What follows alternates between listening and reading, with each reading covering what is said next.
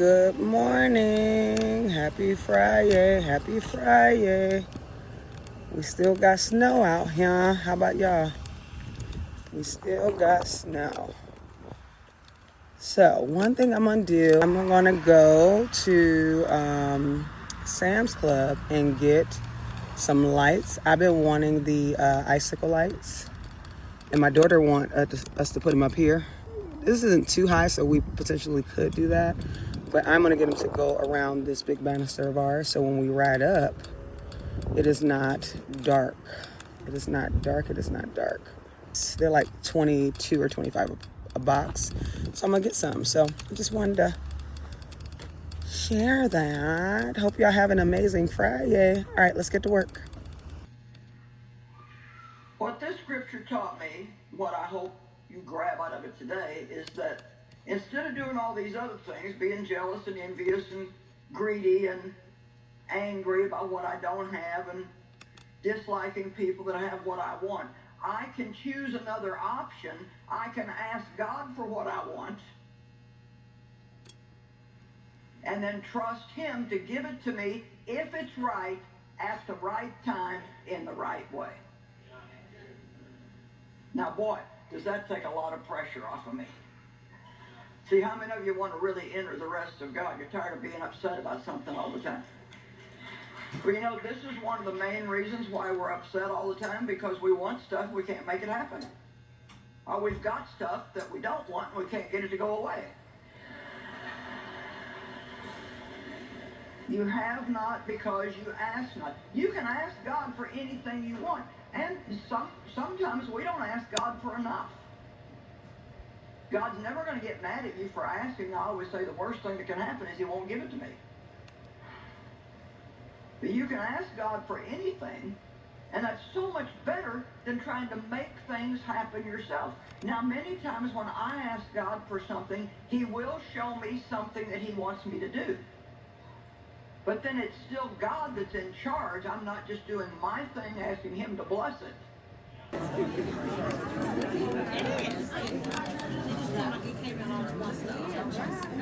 Oh, I just saw, oh, he's right there. Hey, everybody.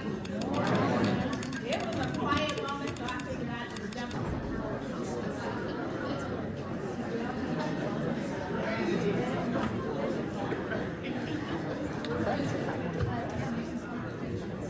Our City of Cleveland staff, our amazing peer consultants, and so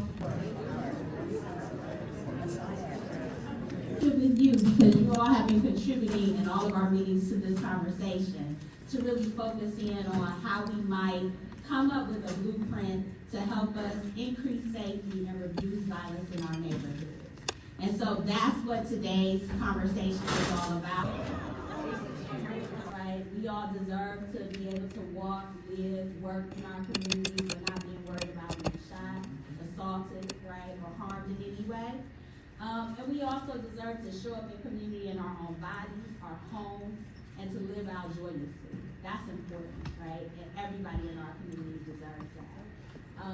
I was talking to Mr. Setti earlier, and this work is so important to many of us, even on a personal level.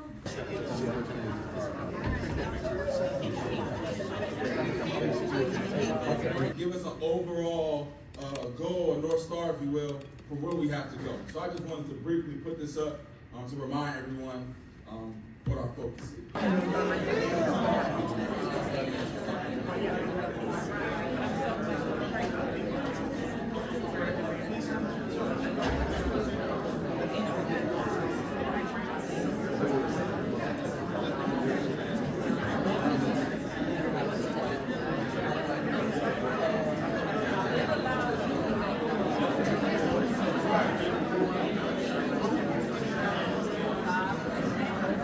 Develop a resident-centered plan to reduce violence that prioritizes neighborhoods most impacted. We know oftentimes when plans are made and things are put in place, neighborhood voice is not centered, it's not considered, and we wanted to be able to do that with Cleveland Thrive to make sure that we made a difference in the community the best way that we could. Poverty, unemployment, and the absence of sustainable economic pathways were described as not only as conditions that foster violence, but as forms of economic violence themselves. Participants viewed inequitable resource distribution and systemic neglect as intentional outcomes of institutional powers, reinforcing cycles of deprivation and harm. This disinvestment erodes hope, normalizes survival-driven behaviors, and perpetuates instability across generations. So social disinvestment is described by participants as the systematic neglect of people and communities by institutions that are supposed to support them. This neglect fosters deep mistrust, hopelessness, and disconnection. Many view public systems as ineffective or indifferent to their needs, leading communities to navigate survival without meaningful support or representation. At the same time, youth were identified as both the most visible victims and the most vulnerable to these failures. Lacking belonging, mentorship, and positive identity formation, many young people are pulled towards violence, seeking safety, validation, and power in the absence of stable community aid.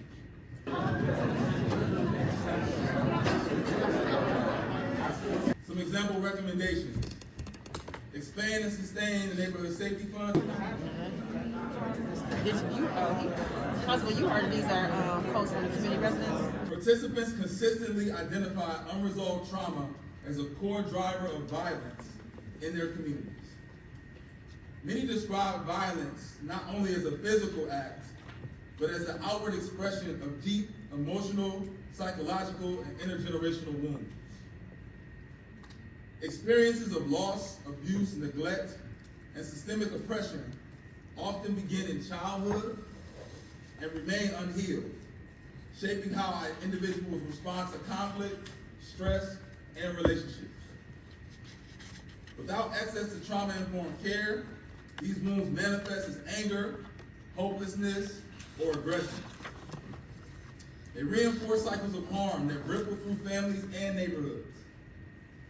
Violence is both a symptom, and a transmission of untreated pain.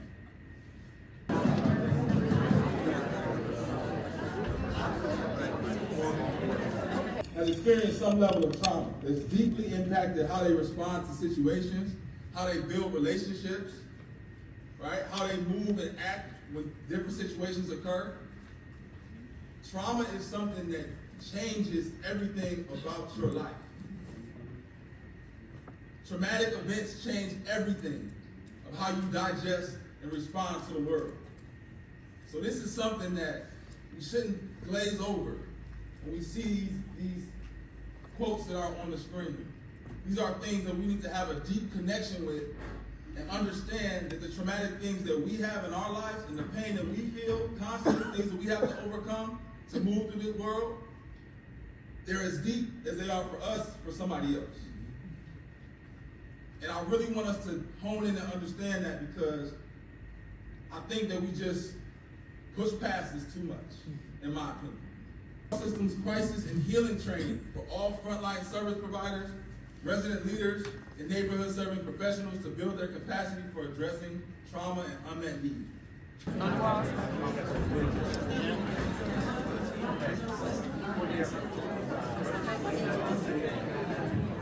Participants, particularly those who have been incarcerated and directly impacted by violence, spoke powerfully about transformation as a process of self-awareness, accountability, and healing.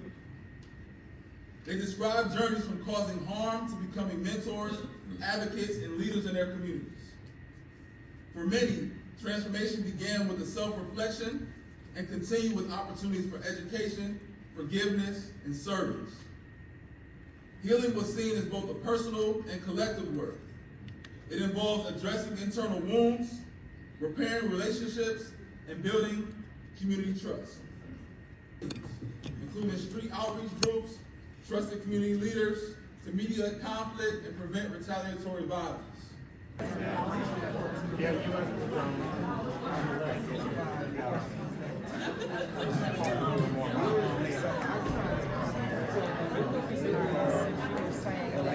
are good. Get them all, huh? Participants emphasized that while systemic failures contribute to community violence, the pathways to healing and transformation must come from within, through collective responsibility, cultural identity, and community-led action. They described the importance of rebuilding the village by restoring trust, love, and accountability among families, neighbors, and local institutions. For many, empowerment begins with reclaiming cultural pride, strengthening family bonds, and modeling positive behaviors that affirm the worth and potential of every community member. This emphasis reflects a deep belief in self-determination and the power of shared relationship to break cycles of harm and restore collective well-being. Align funding, guide implementation, evaluate progress, and ensure long-term accountability.